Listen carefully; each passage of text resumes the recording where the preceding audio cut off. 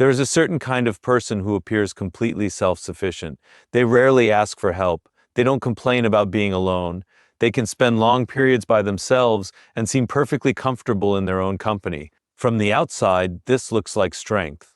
And sometimes it is. But there is a deeper question we need to ask. Is this person choosing independence, or have they built such strong walls around themselves that nobody can get close? This distinction matters. Human beings are not designed merely to survive alone. We need connection, recognition, trust, and emotional exchange. Yet some people gradually learn to protect themselves by becoming emotionally self-contained. Perhaps they were disappointed by people they trusted. Perhaps they experienced rejection, betrayal, criticism, or repeated disappointment. Eventually, they develop a philosophy: I am better off depending on myself. That philosophy can be incredibly seductive.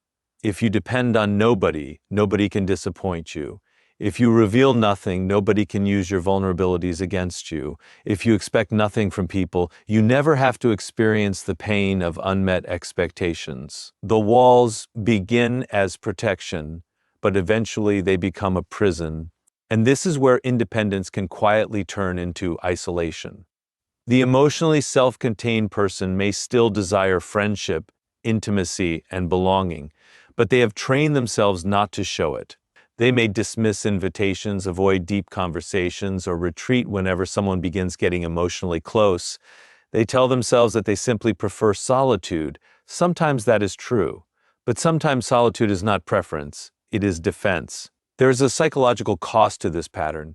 Relationships require a certain degree of vulnerability. You have to reveal something about yourself. You have to take the risk of being misunderstood. You have to allow another person to see imperfections that you normally keep hidden. For someone who has made emotional independence their identity, this can feel dangerous. So they maintain control.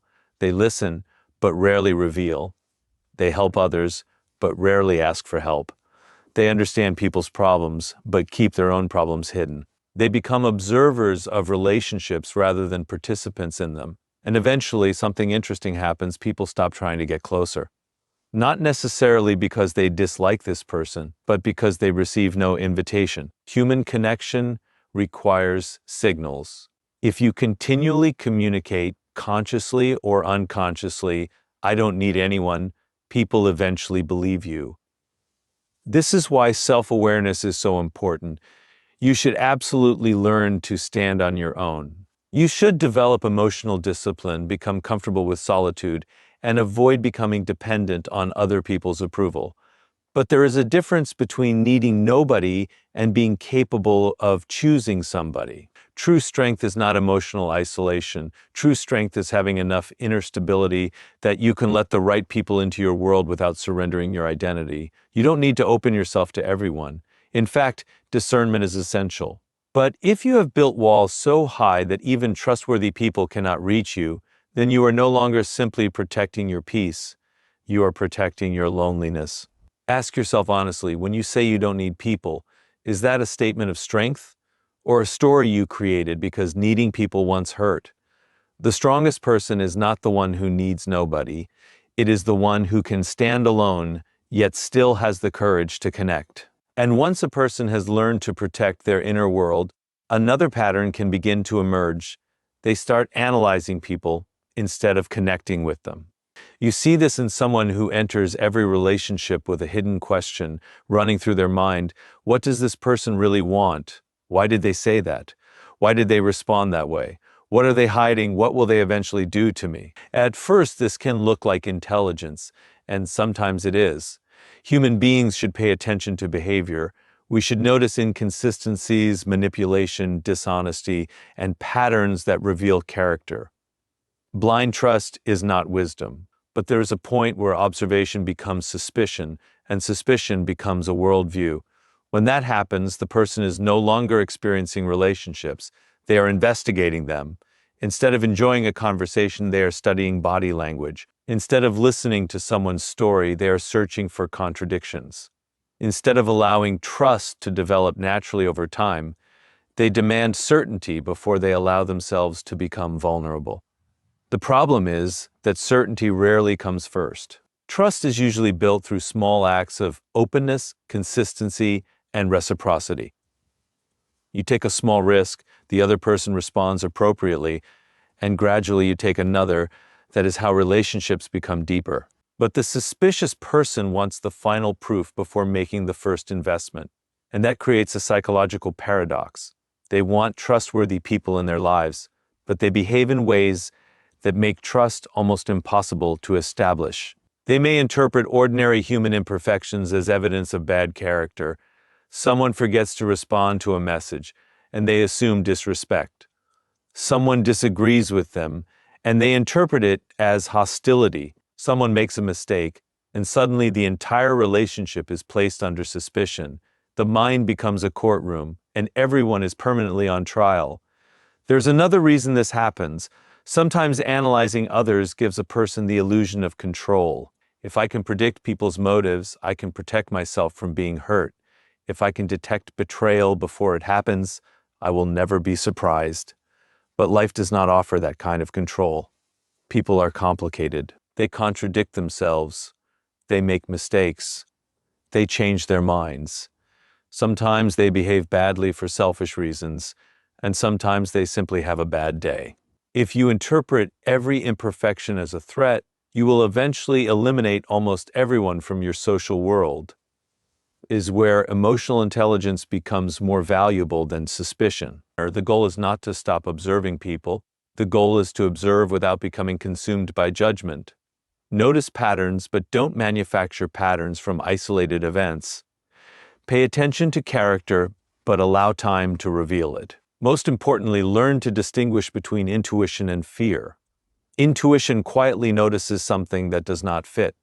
Fear demands an explanation immediately. One leaves room for evidence, the other creates evidence to justify itself. If you constantly assume that people are going to disappoint, manipulate, or abandon you, you may believe you are protecting yourself, but you may also be rehearsing the very isolation you fear. Wisdom is not trusting everyone. Wisdom is knowing who deserves trust and having the courage to discover that through experience. So observe people carefully, but don't spend your entire life standing outside the relationship studying the door. At some point, you have to walk through it. And this brings us to another pattern that often hides behind a lack of close friendships, the belief that very few people are actually worth letting into your life. Now, there is nothing inherently wrong with having standards. In fact, standards are essential. You should be selective about the people you trust. Character matters. Loyalty matters. Integrity matters. The problem begins when discernment quietly transforms into perfectionism. The person with impossibly high standards can find a reason to reject almost anyone. Someone is too negative. Someone talks too much. Someone is too ambitious. Someone isn't ambitious enough. Someone made a careless comment. Someone has different values. Someone failed to respond exactly the way they expected. Each individual judgment may sound reasonable, but when you put them together, a pattern emerges. Nobody is ever quite good enough. And this creates a fascinating psychological contradiction. The person says, "I haven't found anyone I genuinely connect with." But perhaps the deeper truth is that they have created conditions under which connection cannot survive. Friendship is not a meeting between two perfect people. It is an evolving relationship between two imperfect human beings. People will disappoint you occasionally. They will misunderstand you. They will have weaknesses that become obvious over time. They will sometimes behave selfishly, become distracted, or fail to meet your expectations. The question is not whether someone has flaws. The question is whether those flaws fundamentally define their character. This distinction is crucial. If you expect perfection, you will confuse ordinary human imperfection with unworthiness. And once you begin doing that, your social world becomes smaller and smaller. There is often something deeper underneath this kind of perfectionism. Sometimes extremely high standards are not really about finding exceptional people. They are about avoiding emotional risk. Think about it. If nobody meets your standards, you never have to become vulnerable.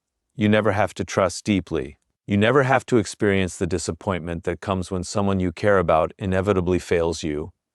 Perfectionism can therefore become a sophisticated form of avoidance. You can tell yourself, I'm selective, when what you're really saying is, I don't want to take the risk of being disappointed. And there is another danger. When you constantly evaluate other people, you may begin positioning yourself above them. You become the judge rather than the participant. You notice every weakness in others while remaining blind to your own contradictions. But healthy relationships require humility. You have to recognize that you are also difficult sometimes. You also misunderstand people. You also have habits that irritate others. You also carry insecurities and contradictions that another person must learn to navigate. This doesn't mean lowering your standards or tolerating disrespect. It means learning the difference between a genuine red flag and a human flaw. A manipulative person is not the same as an imperfect person. A disloyal person is not the same as someone who occasionally disappoints you. A toxic relationship should be left behind. But a healthy relationship should be given room to breathe, grow, and survive ordinary mistakes. The mature approach is selective without being rigid. Look for character, not perfection. Look for consistency, not constant agreement. Look for people who can acknowledge their mistakes, respect boundaries, and grow through conflict. Because if you demand perfection from everyone you meet, you may eventually discover something uncomfortable. The person standing between you and meaningful connection isn't always the people around you. Sometimes it's the impossible standard you created to keep them out. Don't lower your standards, refine them, and leave room for human imperfection. And even when someone finally meets your standards, another obstacle can appear.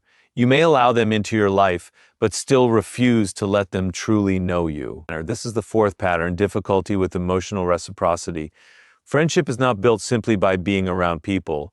It is built through exchange. You reveal something, they reveal something. You listen, they listen. You offer support, and eventually you allow yourself to receive support. There is a rhythm to genuine connection. But some people break that rhythm. They are excellent listeners. They remember other people's problems. They give thoughtful advice. They show up when someone is struggling. Yet when the conversation turns toward them, they become vague. I'm fine. Nothing serious. I'll handle it. They have learned how to be present without becoming exposed, and from a distance, this can look like emotional strength. But there is a difference between emotional control and emotional concealment. Control means you can experience an emotion without allowing it to dictate your behavior. Concealment means you are afraid of allowing anyone to see what you are actually experiencing. The second creates distance. Think about what happens when you meet someone who tells you everything about themselves while you reveal almost nothing in return. At first, they may appreciate your ability to listen. Eventually, however, they begin to wonder, do they actually trust me? That question matters because intimacy requires evidence of mutual trust. You cannot build a deep relationship entirely from behind a wall. This is why some people can have dozens of acquaintances and still feel as though they have no real friends. They participate socially, but they remain psychologically hidden. People know what they do, where they work, what they like, perhaps even what they believe, but they don't know what genuinely moves them, frightens them, or matters most to them. And the person may wonder why nobody understands them. But understanding requires access. You cannot demand emotional intimacy from others while permanently protecting yourself from emotional exposure. This does not mean telling everyone your deepest secrets. Vulnerability without judgment is not wisdom. You should be selective about what you reveal and to whom, but meaningful relationships require gradual openness. You give someone a small piece of yourself. They respond with respect. Trust grows. You reveal a little more. Over time, a relationship develops its own emotional language. This process requires reciprocity. If you always play the strong one, people may admire you, but never feel close to you. If you always give advice, but never ask for it, you may become useful without becoming intimate.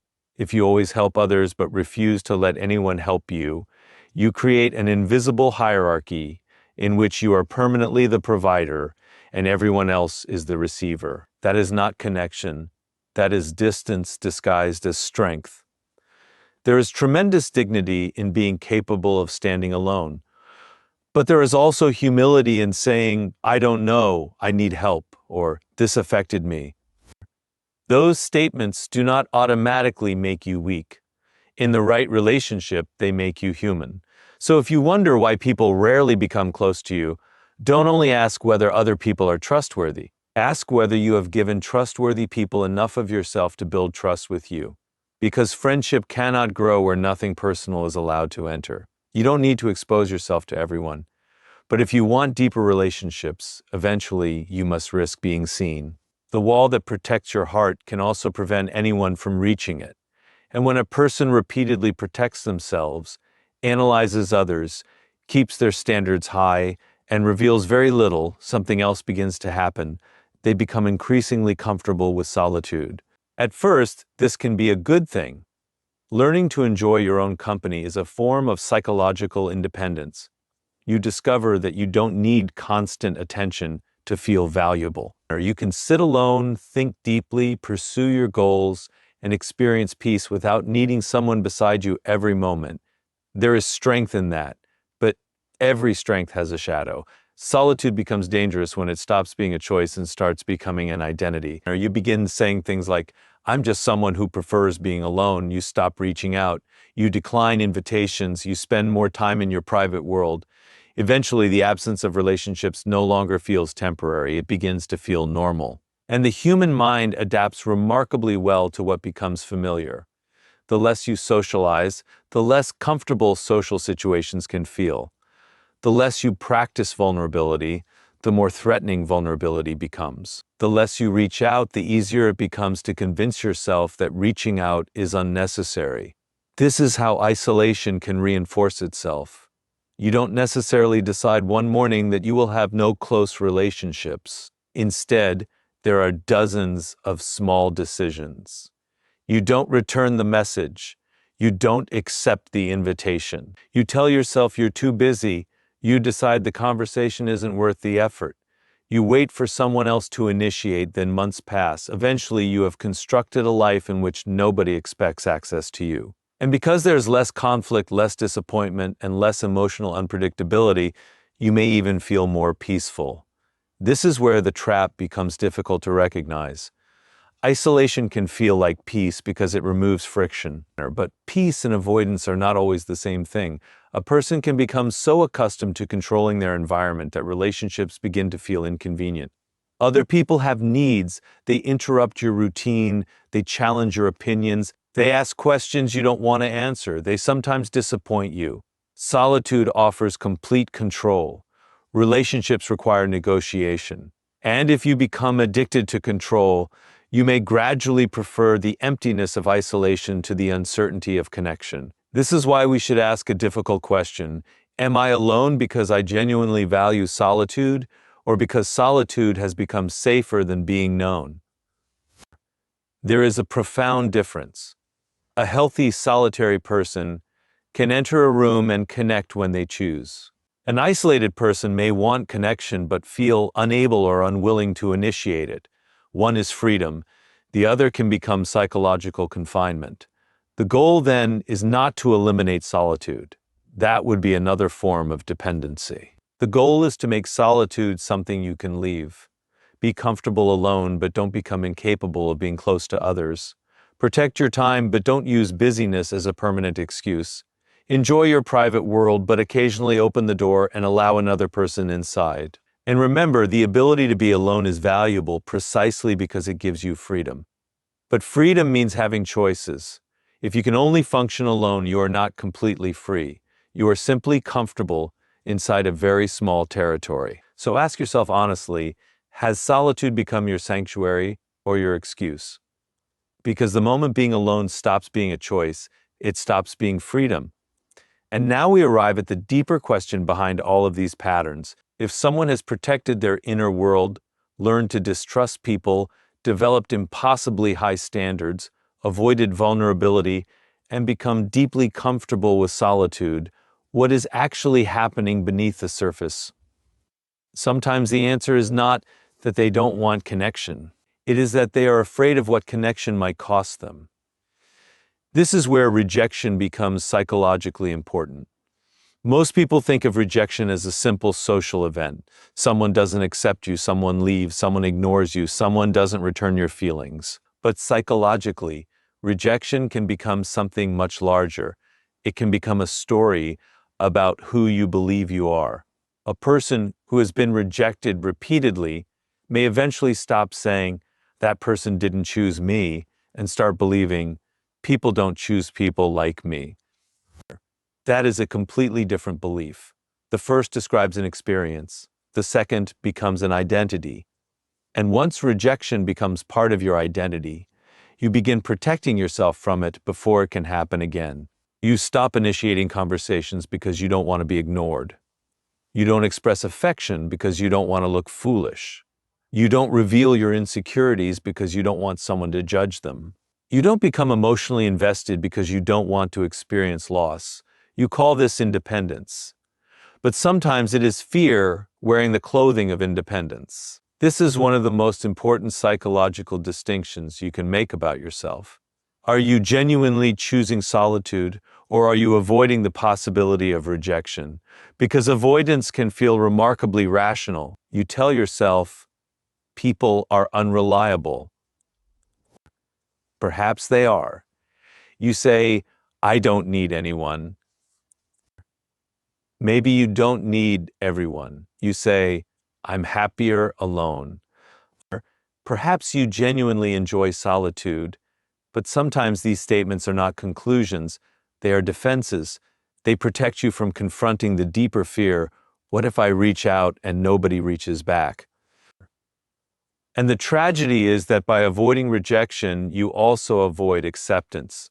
You cannot selectively eliminate the painful side of human connection while keeping only the rewarding side. Intimacy contains risk. Friendship contains uncertainty. Trust requires vulnerability. To be deeply understood, you must allow yourself to be seen. This does not mean becoming naive. You should still have boundaries. You should still recognize manipulation. You should still walk away from people who repeatedly disrespect or exploit you. But there is a difference between discernment and emotional retreat. Discernment says, I will choose carefully. Fear says, I will choose nobody. Discernment observes behavior. Fear assumes the ending. Discernment protects your dignity. Fear protects you from experience itself. So perhaps the real goal is not to become someone who has hundreds of friends. Popularity is not the measure of psychological health. You may have only a few meaningful relationships and still live an extraordinarily rich life. The deeper goal is freedom. Freedom to be alone without becoming isolated. Freedom to trust without becoming naive. Freedom to have standards without demanding perfection. Freedom to be vulnerable without surrendering your boundaries. And freedom to accept rejection without allowing it to define your worth. Because the people who truly understand themselves don't build walls around their entire lives. They build doors, and they learn when to open them. So if you recognize yourself in these patterns, don't judge yourself. Study yourself. Ask what your solitude is protecting you from. Ask what your standards are preventing you from risking. Ask whether your independence is strength or fear that has learned to speak confidently. Because the life you protect yourself from may also be the life you secretly want. Don't let the fear of rejection become the rejection of your own life.